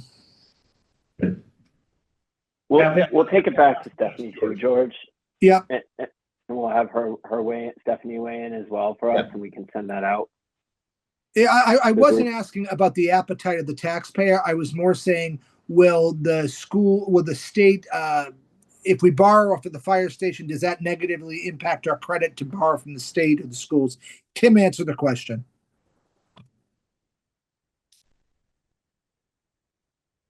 I don't know if Tim did on the impact of our, credit ratings and things of that nature. That's a Stephanie question, George. I think Stephanie would need to weigh in on limits and things of that nature. I think they're just very separate. Okay. My hearing is crap on the Zoom. I guess I'll have to start coming to the meetings. I've been in 3 places for this meeting today. There you go. All right. So the last thing I'm just going to say is next steps. We've been doing we've been doing the roadshow and the community forums. We have held 3 community forums. We've been all with PTOs. We've talked about the school committee meetings. We're here. And these were the 3 public forums we held over the course of this fall. We have a dedicated email address, facilitiesplan@westwood.k12.ma.us that I'm on, Lemma is on, Maya is on, Alyssa, who's my admin, is on. And we try to get back to people within 48 hours when they send questions into that email address. And we've been doing questions along the way, so I'm happy to certainly answer any other questions that the committee has. So, the key points in this, decision points and timeline, you mentioned that, if we did not go with the MSBA, right? That it would be a lot quicker. However, we lose out on, quite a bit of funding. Do we take into consideration the difference, like in terms of what the cost would be, what the savings would be in time versus the money that they're giving us? Yeah, I mean, back in the envelope calculations, right? The effective reimbursement, just using Pine Hill pre-COVID mumbo jumbo. Because I want to go back to like the original budget, right? Because the COVID increase that I've been covering, I think, when it's 75-80% of escalated costs. That's not a remarkable scenario. So if we go back to the original Pine Hill, the effective reimbursement rate was probably somewhere between 20 and 25%, right? 18 million on a little over 80 million. So if you say, let's take the middle road option of $150 million building, just to make the math easy, you're talking 30 to, let's say, 35 million, 32, $35 million of reimbursement. There is a savings as it relates to construction escalation. There is a saving as it potentially relates to borrowing, but our plans estimate construction escalation annually at 5%. So 5% of $150 million project is $7 million. That doesn't cover the $35 million delta in not being reimbursement from the state. Ultimately, that's a question for the school committee and for the community as a whole. I don't think it's my place to answer that. It's my place to sort of more talk about sort of what the parameters around that are. But I would say that saving a year does not, even with construction escalation, does not make up for the lost revenue you get from going with the MSBA. Yeah, and I also, my thought would be the MSBA process is a little bit longer, but there's no guarantee that it will be quicker and that the town would rally and do everything at this, at light speed and be ready to break ground, next year. And there's a lot of things we as a town have to do with town meetings, getting approval, and it's going to take us a few years, best case scenario. Yeah, and that's why I said it might save a year. Yeah. Right. Because you still have to comply with procurement laws. You still have to go hire an OPM, you still have to hire a designer, you still have to hire, you know, whether you go 149 or 149A for construction, you still need to hire a construction company. You need to advertise and do all those things. You then need to do filed sub bids. All those things take an extensive amount of time, not to mention the process of getting approvals through local boards and through town meeting. I don't suggest that we do that. You've had the question. Well, because it's going to come up. Yeah. Right? I mean, because the town's gonna want this done sooner than later. And so, you know, that's gonna be a question that comes up. So Yeah. I should be ready to answer. And I will acknowledge that we heard this question more in the spring than we've heard in the fall, because I think some of the context around these questions have changed over the last 6 months or 8 months. Yeah, there was a point where they were theoretically looking at two different schools and you know, and there was a lot of panic around now that fire station. And so I think people were just kind of looking at all the worst case scenarios. Yeah. I think the option now with the, you know, 1 through 6, I think are a little bit clearer and, you know, still a big number. Still the town's gonna have to, you know, vet this in a very thorough way, make sure that it's the right direction. But again, we're in a place where we have to do something. We have to do something for the schools. We have to do something for the fire station. This is our reality. Yeah, I'll go back to the line I used before. With any of these projects, there's a cost to doing nothing. Yeah.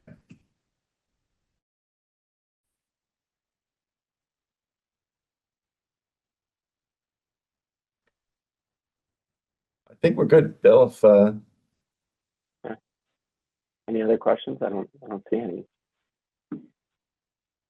Thanks, Tim. Thanks, Lemma. Appreciate the background for the group and answering all the questions we had. No, appreciate it. And, you know, I say this with sincerity, like I enjoy coming to this group because I get a different set of questions coming here than I do with other groups. So thank you. I look forward to talking to you about budget next time here. So I don't know, I think he's lying on that one. listen, I am absolutely not lying, George. I think you've gotten to know me well enough over the 3 years I've been here that I will talk to anybody about any of this stuff anytime. So. Thank you, guys. Sounds great. Well, thank you. Thank you. I appreciate it. Next up, the minutes from the last meeting. So But actually before you do minutes, I think there was a question in the Q&A. However, we've changed the process of how we're going to take public questions and comments. And they're not actually Q&A engagements. It's at the beginning of each meeting. So I want to make sure that anybody who's listening to this online, you know, if there are comments and questions for these types of meetings, non-public meeting formats, you have to do it at the beginning of the session. I don't know if you want to add anything to that, Bill. No, I mean, or you can always send a note after to Allison and we can respond back that way too. Yep. Make a motion to accept the minutes as printed. Do I have a second? Second. Then I think, Here- Allison, we need to do Yeah. roll call. Yes. Bill Bruce, Yes. Mike Gay, Abstain. Alex Yale, Abstain. Angela Hughes, Yes. Chris Marks, Yes. George Laham, Yes. Margaret Driscoll, Abstain.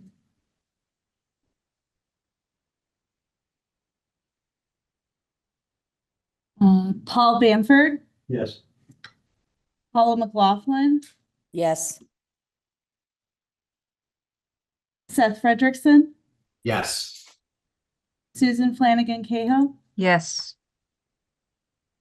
That's everyone. Thank you. Allison. Any other business or anything else? Anybody has? Make a Nothing. motion to adjourn. Our next. Oh. I'll take a second. Stop. And then I'll make my comment. Second. Second. Before we go to roll call, the next meeting, January 13th, will either be hybrid or virtual. We have the planning board, the planning stuff coming to that meeting. So that's kind of what's on tap. If there's anything else folks want to make sure we cover in those January meetings before we get into busy warrant season, just let Mike and I know, or Allison, and we can make sure we bring in the right folks to speak to whatever you guys want to hear. So with that, I will. Go ahead. Yeah, before we do that, for the people that are remote, how was this session? Is it difficult for you? There were some comments that you couldn't really hear. I'm sitting here. It's great. I mean, I can hear everybody. The presenters are here. I think these are challenging. So what's the feedback from the people on the Zoom? Is this something you want to continue these hybrid meetings, or should we pick one, in person or remote? I think you pick a lane and do it, because it is weird to try to do hybrid. When everybody's on Zoom, it's one thing. I just think that room is small. If that's where if that's where we have to be in order to do hybrid, I think it would be discouraging. It would discourage people to go and be cramped in there. I just couldn't I hear. think now being hybrid once, it's the far end of the table where John was sitting. Yes. Like we couldn't hear that side of the room well when they were speaking. It was choppy at times. But everything everyone on the table, not the far end, we could hear everything clearly. It was that far end of the room where it wasn't picking up the sound good. Although I could hear Tim. I think Tim was on the far end, and I could hear him okay. Tim has a bellowing voice. So right. That was, so I think part of it was just maybe speaking up a little bit. But yeah. So if we keep the hybrid meetings, we'll take that into consideration, and if there's engagement, we'll have people come to the front of the room. But I would tend to agree with Paula. I think for me, one or the other makes a little bit more sense. So that's my 2 cents. We'll let you know what we land on for January. Yeah. I think the option, though, in my opinion, Allison, for people that travel for work. Yeah. I think having the hybrid model for people that travel for work is, is helpful. Because I mean, you can only miss 2 meetings, right? And if you're constantly traveling for work and you're not able to be in person, then that puts you out. So. But well, that's why it would just be everybody on Zoom instead. If we knew we were going to have people that were, so not getting rid of Zoom at all, just. Make it in person, but for those that need the exception, do it via Zoom. So the exception's interesting. So the exception, when you do an exception, you can listen in, but you don't participate. Yeah.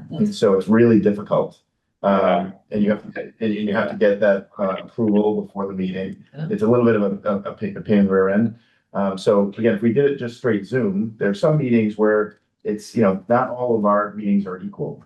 There are ones where we definitely want to all come together and be in person. And there's some that are a little more informational by nature, and being remote makes a little more sense. And so the hybrid gives us another little flavor.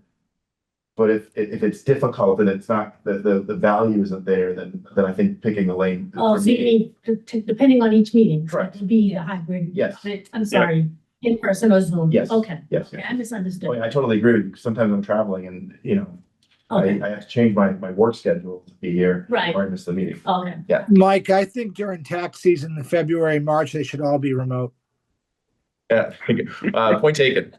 Point taken, George. They can't when public hearing, when we get to that point, we got to be in person. But I hear you. We'll be Zoom or something like that for January and into February. So I think we just need Allison to do a roll call and close out the meeting. Bill Bruce, Yes. Mike Gay, Yes. Alex Yale, yes. Angela Hughes, Yes. Chris Marks, Yes. George Lehan, Yes. Margaret Driscoll, Yes. Paul Bamford, Yes. Paul McLaughlin, Yes. Seth Frederickson, Yes. Susan Flanagan Cahill. yes. Thank you. Thanks, everybody. Thank you. Thank you, Bye, guys. everyone. Thanks, everyone.